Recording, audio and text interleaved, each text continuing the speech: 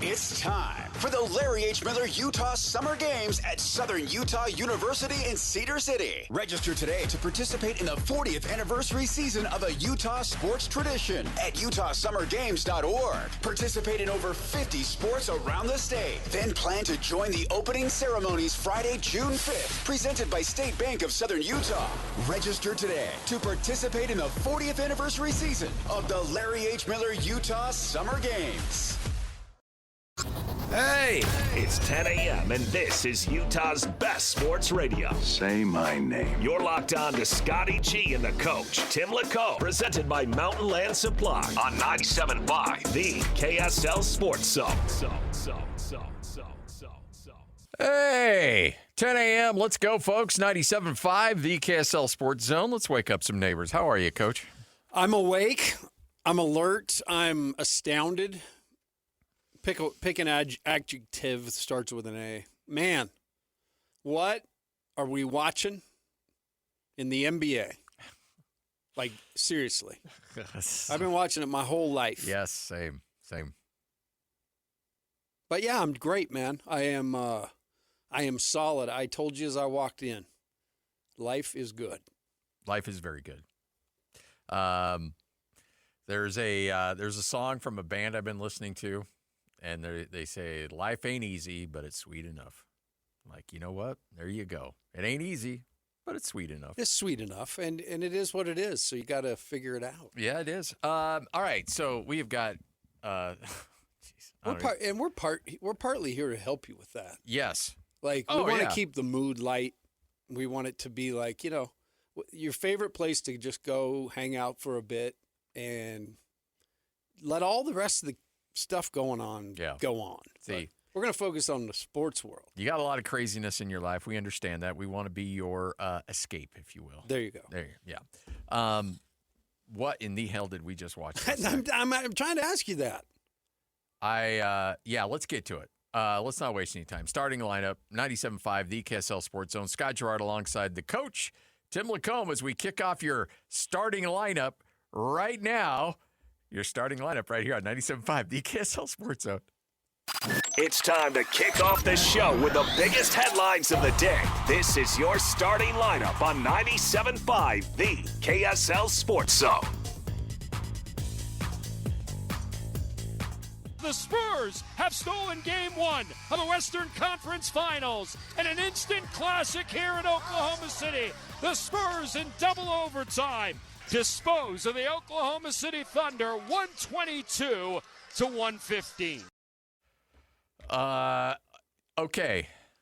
There's a couple angles to this. I'm going to hold on to one angle here in a second where this game kind of depressed me, and I'll tell you why coming up a little bit later on. But if you want to watch just sheer greatness, sheer spectacular basketball, there's a lot of things about the NBA that drive me nuts. There's a lot of things about the league, some of the personalities, some of the things that are just like, oh, okay, what are we doing? What are we doing? But when the league is great, when the NBA is great, it is freaking awesome. And last night, it was freaking awesome.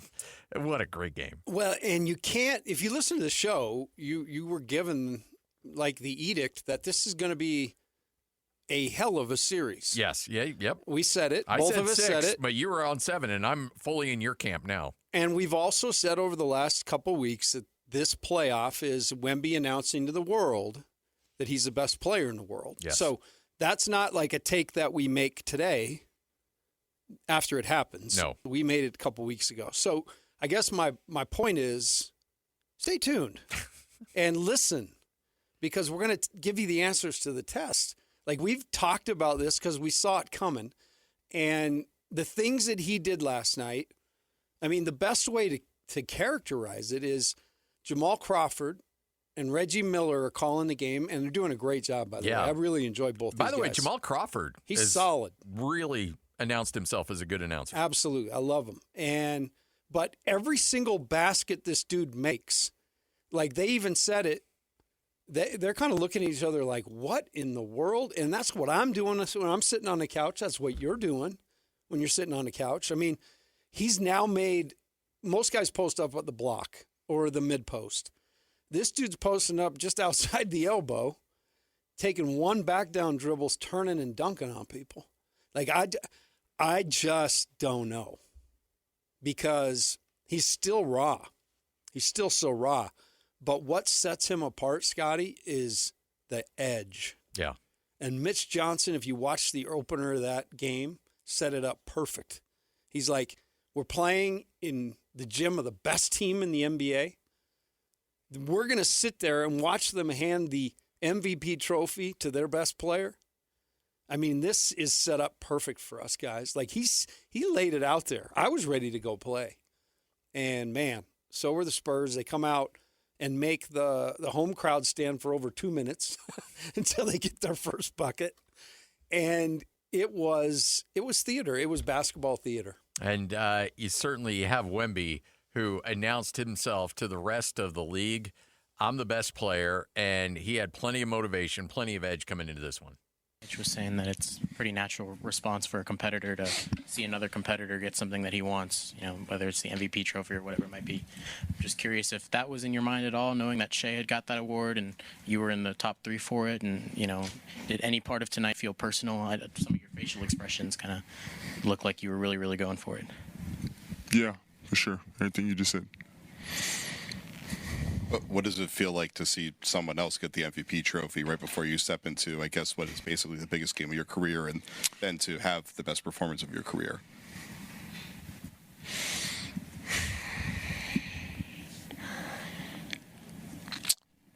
Feels like I still got a lot to learn. And I want to get that trophy, many times in my career. We talked a lot about winning an MVP and what goes behind it, whether it's political, things of that nature. Do you feel like, especially after this game, that you're the best player in basketball? Do I feel like it right now? I feel tired. But it's not a question I'm wondering right now. We'll see,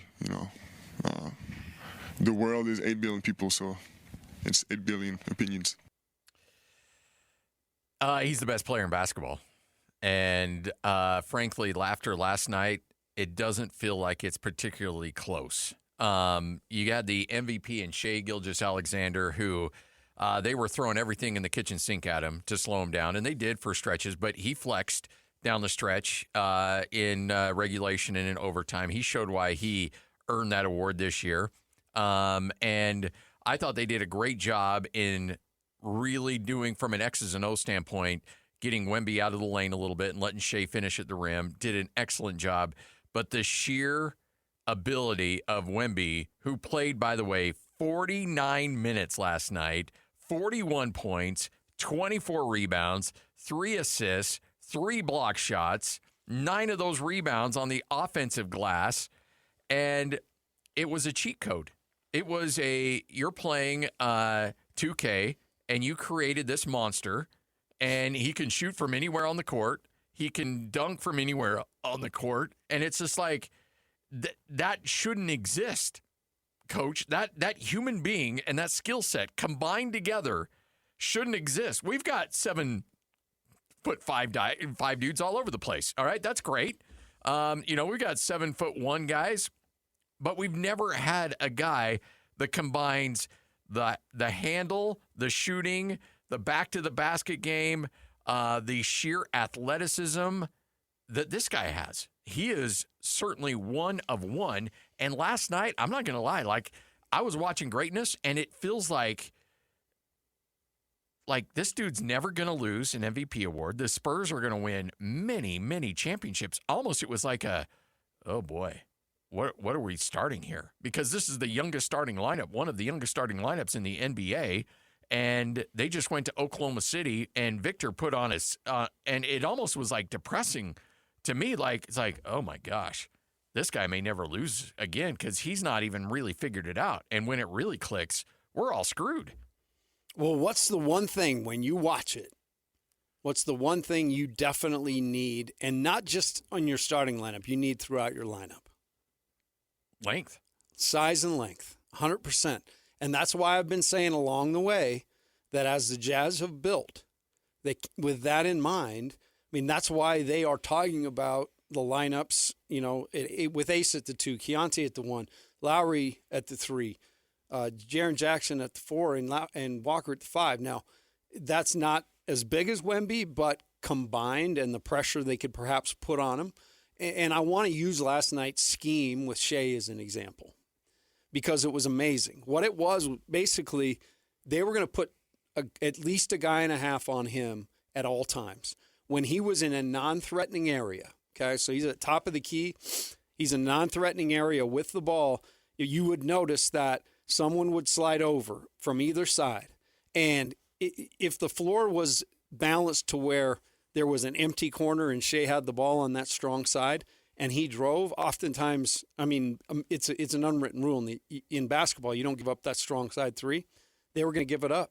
And that's why Caruso got going. That's why all those guys got those pot shots because they did not want Shea to get in their guts. So they basically just bracketed him all over the court. And you said it when, he was able to beat the switch sometimes or the bracket and get to the paint, but then Wemby's waiting. Yeah. And so they had to get really technical about how to open up spots for him. But his shots were contested with unbelievable length, not just by one guy, but oftentimes by 2 guys. So they did an amazing job on Shea. And then that's where you need a guy like your next guys to step up. I thought Jalen Williams with an E was phenomenal. I thought Chet Holmgren, Ben Anderson said it last night, and he may be on the side of a milk carton here. He was missing. Yeah. And so the Oklahoma City's got a lot to think about. That is now 5-1 this season 1-5 this season against this Spurs team. So not only did the Spurs really stamp one to the nation last night or the world, they've got the defending champions talking to themselves. Oh yeah. Yeah. And I think everybody in the league just got served notice last night. Like, hey, these guys aren't going away. And they haven't even figured it out yet. And they just went into Oklahoma City and beat this team in double overtime. And you know what? Wemby look, we're all going to look at that 3. Now, come on. That almost needs its own segment. I know. Because they were just showing it like 5 times here, and every single time I'm just shaking my head. I don't know how he even had the huevos to shoot that, for one. Number 2, no hesitation and just knocking it down. But what I really liked was in a situation where they're down 2, they've got to get a bucket to send it to OT, and they give it to Wemby. Wemby gets it at the top of the paint, spins around, gets the push shot. It wasn't the prettiest thing, but you know what? Those are signature pressure moments where everybody knows where the ball's going to go, and he hits a key bucket down the stretch to either to send it to OT or the second OT. I can't remember, but those are signature playoff moments that he has not been a part of yet, and yet they said, we need you to make a bucket. We need you. Nobody else. You're going to have to make this bucket. And he's like, all right, let's go. And he did it. And then the 3, but we'll get to that later. But my goodness, just he handled all the pressure that was on him, and the moment wasn't too big for him. Well, and I want to say as well, the Spurs did, because this is we said it yesterday. Wemby's trying to win out of turn here. He's trying to, you're supposed to climb the ladder to a certain rung and then get kicked down. Yep. And then you come up again with a little more vigor and you're able to knock him off ultimately. He's trying to do it in the first pass. And so, for them to go out last night, it took a superhuman performance from him, but the other guys hung in there. And it looked as though, like, the Spurs had control of that game until about 4 minutes to go, and then you went, Caruso makes a big play, it's 5. Then all of a sudden they're trailing. And you're like, man, see, this is why young teams, they down the stretch, they start falling down, the ball's bouncing all over the place. They're not getting the shots they want. And Oklahoma City starts to do what they do. They fell into a groove. And that's why they're down 3. They got to get a bucket, as to your point. That is the end of regulation right there. And he pulls up and takes that shot 10 feet behind the line, 8 feet behind the line. I don't know, we'd have to measure. But doesn't think twice. And honestly, that's what the greats do, dude. That's what the greats do. They make the moment themselves. The American Revolution, I actually, in my time in Boston, I got to go to a recreation of the Battle of Concord. Okay, so you get up at 4 a.m. I went with the mission president's wife, and she took us, and she was really into history. And you go and you sit on these bleachers in the dark, and they simulate the town There's fires burning everywhere. And in the distance, you hear just all of a sudden, subtly. And as was that when the Bostonians dumped the tea into the harbor? That was all during that time, Lloyd. Okay. Yes, go back to your history books. He's rolling. Just let him go. But on the way in, right, it gets louder and louder, and you see the red coats, and man, you think about how pivotal that moment was. That's called. So right then they line up. They're all trying to play chicken, and they coin because somebody shoots. Nobody knows who to this point. Yeah. The shot heard around the world. Yeah, sure. What we saw last night was akin to that. And this is a basketball revolution. And Wemby just took the shot seen around the world because everybody saw it. And to your point, Scotty, everybody knows what it means. There was dual meaning there. It was, hey, we're going to win this game, but take notice because I am on the scene. I'm the best player in the world, and I will follow up with that.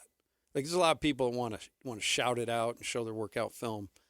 That's the way you do it. Yes. A big moment in a big, big game. I mean, it was, if you're, okay, I want to take you back to your coaching days a little bit because Jimmer would take some of those shots. And at the first part, it's like, what are you doing? And, and sometimes if he'd miss them, it'd be a fast break going the other way. You give a bucket in transition because of the long rebound.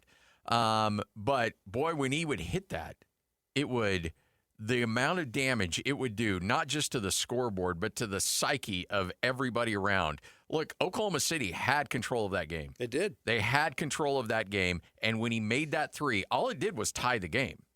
It didn't even give him the lead. It just tied the game. And you knew that game was over.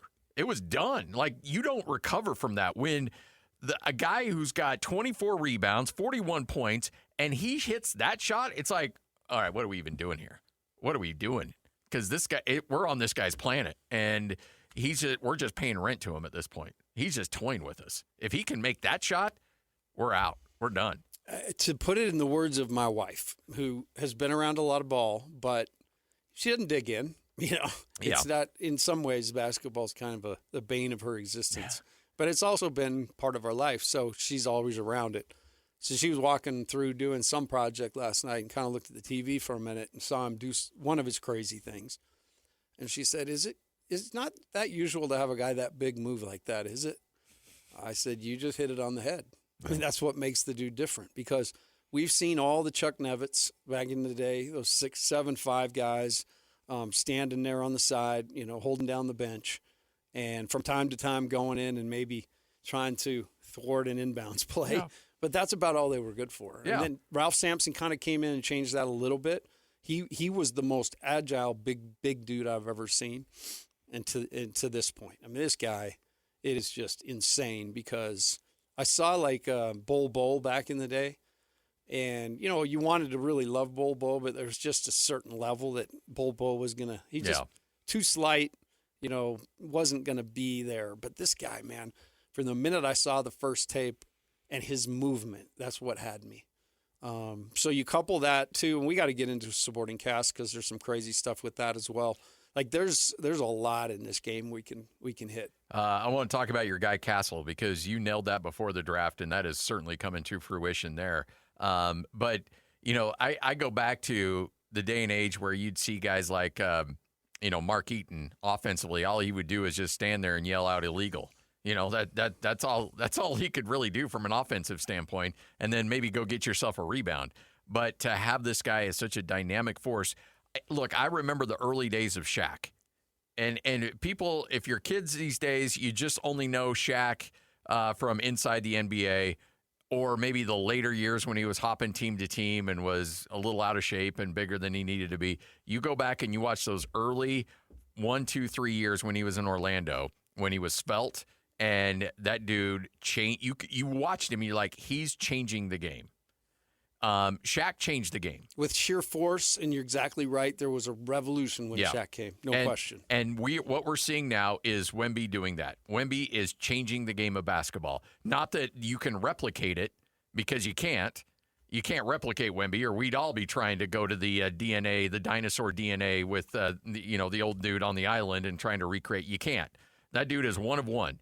And so what he's doing is changing the way people will defend the game, people will attack, people like there are a lot of people watching that game last night in the NBA and they've got notes and they're like, okay, what are we going to do? Because he's taking that next step, so we got to deal with that. What are we going to do when we're playing him 4 times a year? What are we going to do when we're playing him 2 times a year? Get ready because this dude's changing the game. Well, and he bends. He changed the game by bending the shot chart on both sides. When he is, they elected to put a small on him. Everybody's small. I mean, when Carter Bryant was walking off the floor arm in arm with him, I told my wife, that dude's 6'7". I mean, he looks like he's 12 standing next to the guy. He's just massive. But he bends the shot chart. On the offensive side, it's obvious. And the way that they used him, I talked about posting him up just on the elbow and clearing aside and letting him work from the elbow. And it is a drop step and a dunk from the elbow. I mean, if he were to drop step and dunk from the block, he'd be behind the hoop. He'd be getting popcorn. So he's modifying the way the floor's spaced and how you have to guard it. The other beautiful play they figured out was that diagonal high-low. Yeah. There's no way to guard it because typically you say, hey, help side. There's no way. I mean, you can't front it. You can't be behind it. The best chance you have is maybe get a ladder sponsor. And you just stick ladders in the key that you could perhaps run up and thwart the shot. But beyond that, within the legal means of the game, you hit it on the head. He's a cheat code. And then defensively, the number of times, it was insane. The number of times Oklahoma City turned the corner with some juice and saw him standing. Even if he's standing in the short corner, he'll get there. They turn and then they pitch it out and the next guy tries. And they did have some success by moving him around and having him have to come further to help. But at the end of the day, he's still like one step from anywhere when he's in the half court, it seems. Chet Holmgren played 41 minutes last night. Did you notice anything that he did outside of that block shot? No. I mean, that was a great block shot. Don't make no mistake against Wemby. It was huge, right. But then he could have got that rebound and shot faked or gone strong, but he goes right up and Vassell sends his. Oh. That was pivotal too. Yeah, they needed that bucket. So, again, home floor in OKC. They go in and basically tell the champs, "Hey, we're ready for you." Now OKC's been beaten game 1 before. I'm sorry, it was the Spurs who got beaten game 1 by Minnesota. Oklahoma City, that's their first loss in the playoffs. So. They've got to regroup. They got to regroup quick. So I'm not going to count. There's one guy that only played, that had less than a minute, and Wiggins only had 4 minutes. But other than that, that was a 10-man rotation for Oklahoma City last night. Whereas San Antonio had Victor played 49, Vassell played 51, Castle played 49, Harper played 47. That was a tight 7-man rotation. And so. Game 2 might go Oklahoma City's way just because of the quick turnaround and San Antonio realizing, hey, we got one. Let's go back 1-1, and we did what we needed to do. So it wouldn't be surprising at all if Oklahoma City wins Game 2. But this sucker, it's going 7. And if it goes 6, it'll be San Antonio in 6. I saw somebody petition the commissioner to see if we could have it go 13. Yeah, it's the best ball we've seen in some time. But I'm with you. It's going to go 7. I'm not so much. I do believe Oklahoma City will win the next game. They're champs for a reason, and they're really, really good. What I'm more interested in is how they do it and what are the scheme changes. That's where a coaching nerd gets into this. What do they do differently game 1 to game 2 with him, with Wemby? How do they react to the way they were guarding? Do they make any modifications on the offensive side? Because they did really rely on Caruso had a huge night. And without him last night, they probably lose 20. But he was massive for him. He really stepped up where Holmgren did not. And when you got Caruso, who was great on the offensive side because he had a lot of good open looks, as you've mentioned, but also they're like, hey, guess what? You're going to draw Wemby quite a bit on this game. I'm like, wait, what? But, I mean, I look, the amount of fight that guy gave you last night was incredible. But, look, size differential is what it is. Like, genetics are what they are. And Wemby's just, he's on another planet. It was so much fun to watch. But then also it's like, all right, this guy's going to win. This guy could very well win the next 10 MVPs and the next 6 NBA Finals. He's just that different. Now, that's not going to happen. I know that. But I'm just saying, like, that's the kind of skill set you're seeing there. Well, the one thing we have, obviously, and we've talked about this, the Jazz have been thoughtful about it, so they've got size. The other thing is, they're going to be on their way up. Hopefully the Spurs, they're going to have to make some tough decisions. There's a lot of talent on that roster that's playing for cheap right now. How big was Keldon Johnson last night? Yes, yep. Massive. And he's been around the whole time. Both he and Vassell, they were on those really bad Spurs teams waiting for somebody to come. And, man, they didn't expect it to come from a different country or from a different world. Yeah. Come in on a spaceship, like I said. All right. We'll talk about some of the supporting cast coming up a little bit, coming up next as San Antonio. Yeah, you thought the dynasty was done. No, it's back, and it's going to be back for a while. It's the Spurs winning a big Game 1 against Oklahoma City right here on 97.5, the KSL Sports Zone. If the world were like a Sleep Number mattress, everything would adapt for your comfort. Because as your life changes and your body changes, Sleep Number mattresses adapt and shift to give you personalized comfort night after night. And now everything's on sale during our Memorial Day event. Save up to $1,200 on mattresses, plus free delivery when you add a base. Ends Monday. To experience a whole new world of comfort, visit a Sleep Number store or go to sleepnumber.com. Sleep Number, to a good life sleep. Make game day yours. Tickets, food and drinks, stats, and streaming. Everything you need is in the Utah Mammoth app. Download today and make game night easy. Download on both Android and iPhone. Tusk Top. The Scotty G and the coach, Tim LaCombe. Now I know y'all are tripping. Presented by Mountain Land Supply on 97.5, the KSL Sports Zone. 97.5, the KSL Sports Zone. Nice. No time to say. We're going to this summer, brah. I'm down. Okay. I'm down. We'll get somebody to give us some really cool tickets that we would be more than happy to purchase. Oh, of course. Yeah. No, we just got to have access. Access to one. Yeah. Camera. Oh, I mean, yes. Looking forward to that. Hey, KSL Sports Zone and Beehive Mills honoring people that impact youth sports in our communities. Nominate the youth sports volunteer for the Beehive Mills Hero of the Week at kslsports.com/contest. All right. I want to give you your props because I remember you talking about this in the draft. Hey, keep an eye on this Castle guy. He's got a chance to be really, really good. And sure enough, last night dished out 12 assists. And was on the court just as much as Wemby was. And I think not nearly as critical as Wemby, but also very, very valuable to that team. He was. But, at the same time, he was a big reason why Oklahoma City stayed in the game. Yeah, Shea took advantage of him with those times. 11 turnovers, too. Yeah. I mean, he was a little loose with the ball, but at the end of the day, I love the way that dude attacked the basket and dunked right on Shea. Kind of send a message. He was a guy who was said, a lot of people just said he just can't shoot it well enough. And I just looked beyond it. I could see his heart beating through his chest, put it that way. We say you want to see guys hooked up to a meter and see what they're about. This guy was in NCAA tournament, was unbelievable. And then I just liked everything about him since he got to the league. So, yeah, strike one for me on that one. But I like him. I think he is the type of guy you need to win because – he's talented enough, but he's got the right makeup too. There was, granted he had 11 turnovers, but as a team, San Antonio turned it over 21 times. They're a team that's going to get a little loose with it. I know Dylan Harper only got credited with one, but it seemed like he was in the mix on a few of them.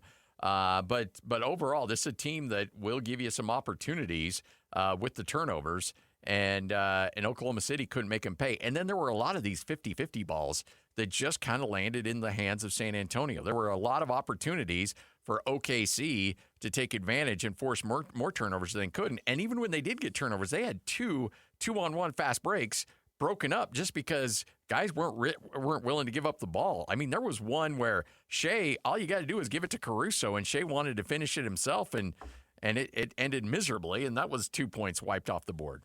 Yeah, there were very. It was an interesting game because it was back and forth. It was definitely hotly contested. To your point, Harper couldn't stand up. Yeah, that was his issue. He kept falling down. Yeah, he didn't get. He didn't get turnovers because the ball didn't get to him because he kept falling down. But had an incredible game. And speaking of him, the third player since 73-74, when steals were fully recorded, to record 20 points, 10 rebounds, 5 assists, 5 steals in a conference finals game. The other two had to go to medical school to get the nickname, Dr. J. Nice. And then the flowing, beautiful blonde locks of Larry Bird. So that's pretty good company, man. That's not bad. That's not bad. And he played like it. Like, you see his upside. You could see he's going to be a guy who, over time, and gets confidence. He's already doing all this as a rookie. Yeah, it's crazy. But their turnovers, that's what kept OKC in the game. They gave up 28 points off turnovers and still won the game by 7. So OKC's got to go back to the drawing board. This is now, as I said, it wasn't just one game. If you're taking this whole season, they played 6 times. The Spurs have won 5. So they're doing something that is bending what is typically a very, very strong team. The guy who played the most minutes last night, Vassell, and we're going to, obviously he had the signature block shot in that game. But honestly, when you look at the fact that he went 51 minutes last night, and Victor's getting love, Harper's getting love, Castle's getting love, I think he needs to be right in the mix of those guys in terms of what he provided out on the court. Now, 5 of 12 from the field, hit a couple big threes. Like, the stat line doesn't really pop, but the fact that he was out there for every key moment of that game last night. He was great defensively. He was so good in their scheme. He was a part of it most of the time. His length is a real asset. But a guy who has, as I said, been through the rebuild and is one of the remnants. I looked at it like Bryce Sensabaugh. Could Bryce be out there doing something like that a year from now? And the answer, I think, is yes. I think he could go do that. Vassell is a guy who brings some real energy defensively, and Bryce is working on that. But in terms of a young guy in the Jazz organization who's paid their dues over the last couple of years, they make a run to the playoffs. We'll see who's around to do that. But, it was pretty cool to see a couple of guys, he and Keldon Johnson both, who withstood a lot of losses and made it pay last night. They were both big in the game. So I'm throwing you for a little bit of a loop here, and I apologize for putting you on the spot. Consider it hazing, I guess, if you will. Okay, I'll do my best. No. Hot seat. No, just from your coaching perspective. So you can't draft another Wemby. Like, it's not going to happen. So if you're designing or building a team, if you're the Jazz right now and you know what you have and what you can get, what do you try to realistically acquire from a skill set to combat Wemby? Is it just sheer girth and size in the paint? You may not have the height, but you'll have the physicality and the strength to maybe keep him out? Like, what do you try to build that you can realistically collect as far as NBA players go to try to at least combat what's arguably going to be one of the best players in the history of the game before it's all said and done? Well, I think they've done that. I think by drafting a guy like Ace Bailey, who has phenomenal length and has the ability to put on good man weight. He's got a great frame. So drafting him, acquiring Jaren Jackson, because you're not going to do it with one big, I'll promise you that. Yeah. So the fact that you have the luxury now of having a former Defensive Player of the Year, aside one of the best young shot blockers and game influencers around the rim that the league has in Walker Kessler, and then along the other side, you got another 7-footer in Lauri Markkanen. And so I think you have to acquire, and the Jazz have, his size and length. And I think that needs to continue regardless. That's where the NBA is going. Yeah. So, again, the Jazz aren't necessarily locked into drafting a position, but the qualities in that position are important because you got to see how the rest of the league is playing. So I think any of the guys being considered would fit perfectly. I think a guy like Boozer, somebody could bring him away from the basket. See, that was my thought, was maybe Boozer comes out of this smelling like a rose. Yeah. Because not necessarily with the Jazz, but like his valuation may have increased last night. Well, there's no doubt. And if you watch the NBA, a big that can step out, akin to, what Wemby did on that long shot, but more like what Lopez does on a nightly basis in the NBA. Being able to do that from a position that's not always able to do that, it's hit and miss in the league, right? There's really good shooting big men and there's not. So it gives you a luxury, and what it does is it just buys you real estate. Having that guy out there buys you real estate within the attacking zones to work. And so makes sense with Boozer, but the length and athleticism of a guy like Caleb Wilson, because what it comes down to, you're probably not going to be able to guard him with guards much longer, but maybe a 6'8" guy with a 7-foot wingspan that can move his feet, stay in front the best they can. Again, you can't go draw up a player, but you can watch and see what characteristics bother that player, both offensively and defensively. You can correct me if I'm wrong because you've forgotten more about this game than I'll ever know. But to me, if there was one guy who had a smile on his face last night, it was Walker Kessler's agent. Because just watching what Victor did, like you're going to have not that Walker will be your primary guy. You'll be switching everybody at him, but as a changeup, I think Walker showed his value as a restricted free agent to a lot of teams around the league, in particular the Utah Jazz. No question. And if you've watched Walk, what he does for you offensively is so much more than what you talked about with with Mark Eaton, saying because what he's done each year is he's added some things, but inherently what he does incredibly well is what you want your big guy to do, to be able to run the floor, rim to rim, as hard as you can. And Walker does that as well as anybody in the league. The other thing, you want him to be able to defend ball screen more than just one way. You want him to be dexterous enough where if they get in an emergency, they can switch for a count till they can buy time to get back. But you don't want to get a situation where you've just got a guy that can drop cover, because teams then can scheme and you have no real way to pivot.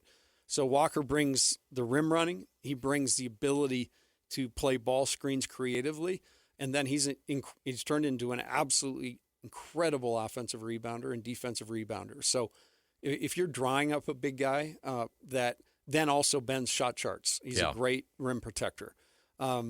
So you've got all those things. That's what you drop for a big. So you're exactly right. He is what the Jazz need, and I'm convinced that will go down. I think that's all just now for how much and how long. But the Jazz know what they have in Walk, and I think Walk's got to be thrilled in a day and age, because you watch out, you've got to have a lot of help around you. And again, the Defensive Player of the Year and another 7-footer kind of winging you, having a guy like Flip coming off the bench who's big, he's learned to be physical. I mean, Jazz have put together very nice, albeit it's in its new phase, this rebuild, this now off the ramp thing, but there'll be tweaks now. But I like the way they're built to be able to counter, at least attempt to counter what this guy's putting out there. It would certainly be nice, too, if you could get Bill and Ted in the phone book and maybe go back in time and get Mehmet Okur. I think, a stretch big that can shoot a little bit, not necessarily the defender that you would hope, but, some guy that at least gives you the threat of drawing a big man on the outside. Like, those are the kind of players you're going to have to get. He really did come along too early, didn't he? Yeah, I was just going to say, how much money he'd make right now. Oh, jeez. Like, he was an anomaly back then. He was almost alien the way he would pop out. Even Jerry Sloan was like, I don't know what to do with this guy. Should I let him shoot another one? Yeah. Remember, Jerry hated it. Oh, He's Jerry like, absolutely you shouldn't hated be it. shooting this. Yeah.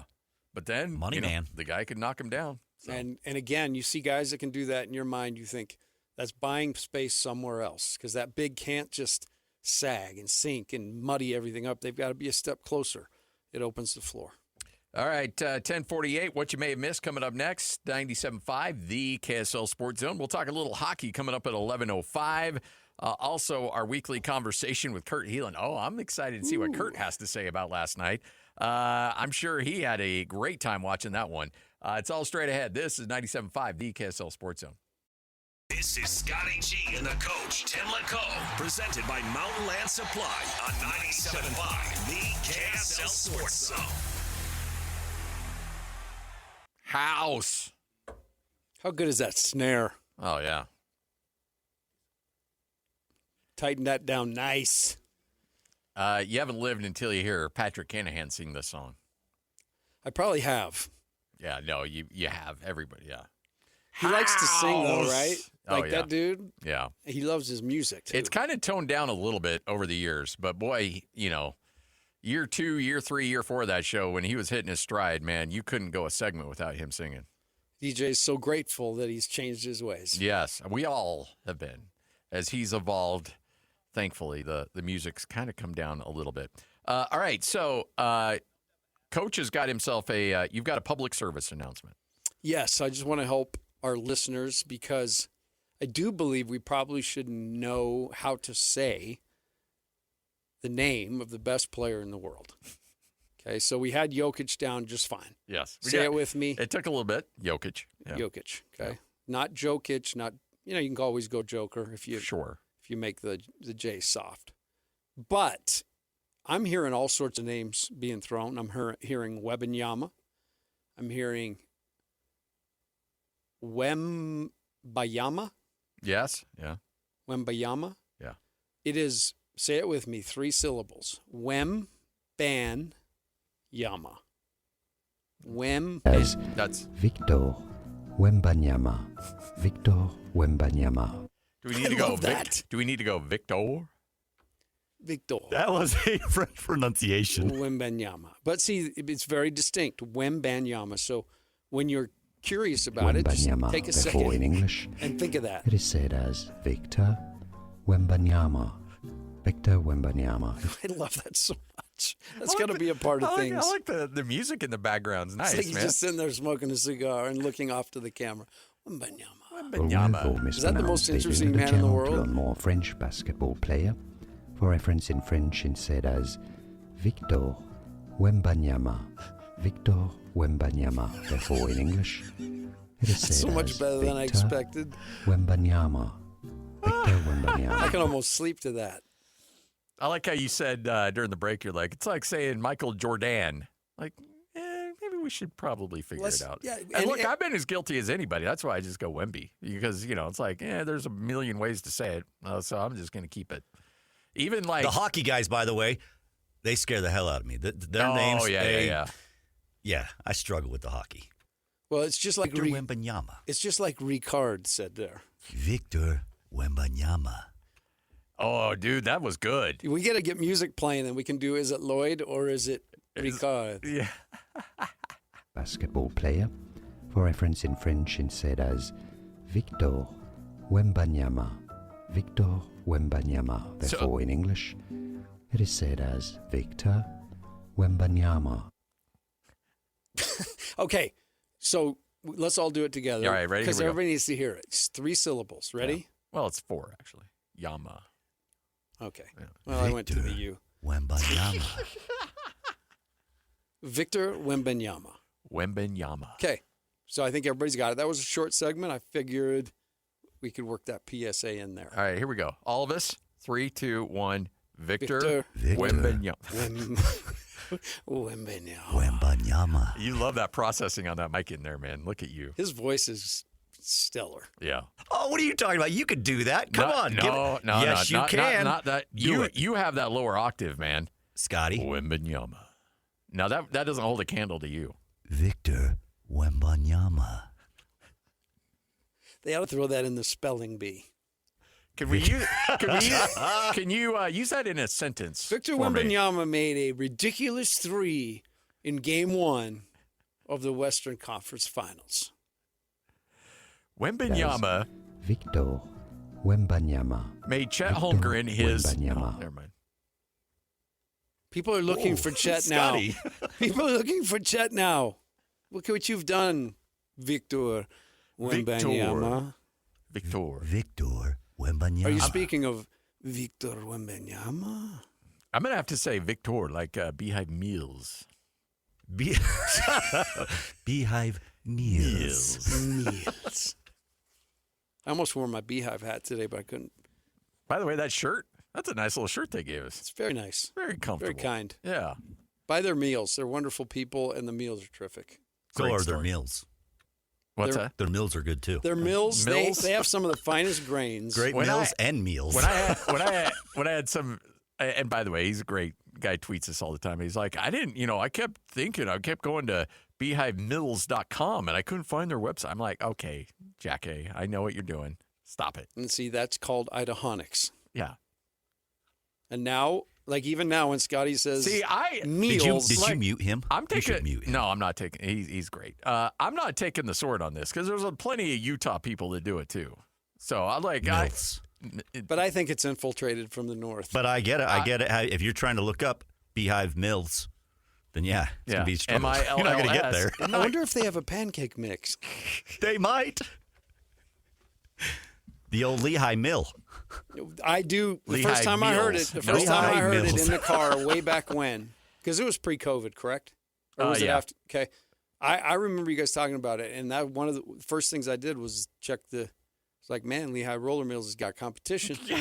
Somebody's gonna come back to these Footloose boys. Like when I started doing sports radio, and I'd be doing, remember the time you spent listening. You know, you're an update like, hey, Matt Harpering signed a 5-year deal with the Utah Jazz, and everybody'd be like, bro, did he sign for a pickle? I'm like, what are you like? I don't even know what you're talking about. And then somebody, we had that doofus consultant came in, and he was like, hey, you need to really work on that. I'm like, okay, thanks.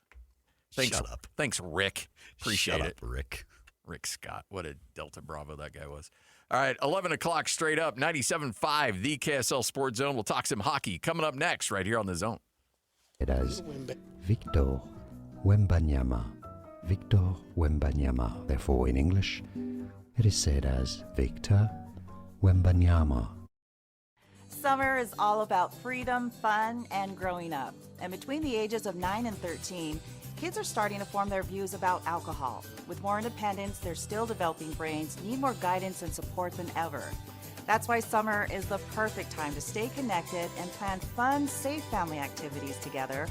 Research shows kids who spend quality time with their parents doing what they enjoy are less likely to drink underage.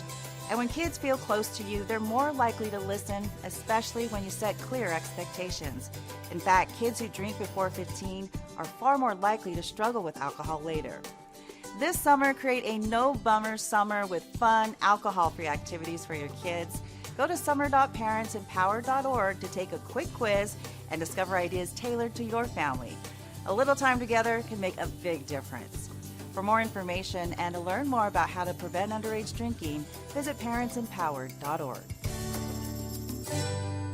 This episode is brought to you by Progressive Insurance. Do you ever think about switching insurance companies to see if you could save some cash? Progressive makes it easy. Just drop in some details about yourself and see if you're eligible to save money when you bundle your home and auto policies. The process only takes minutes, and it could mean hundreds more in your pocket. Visit Progressive.com after this episode to see if you could save. Progressive Casualty Insurance Company and Affiliates. Potential savings will vary. Not available in all states.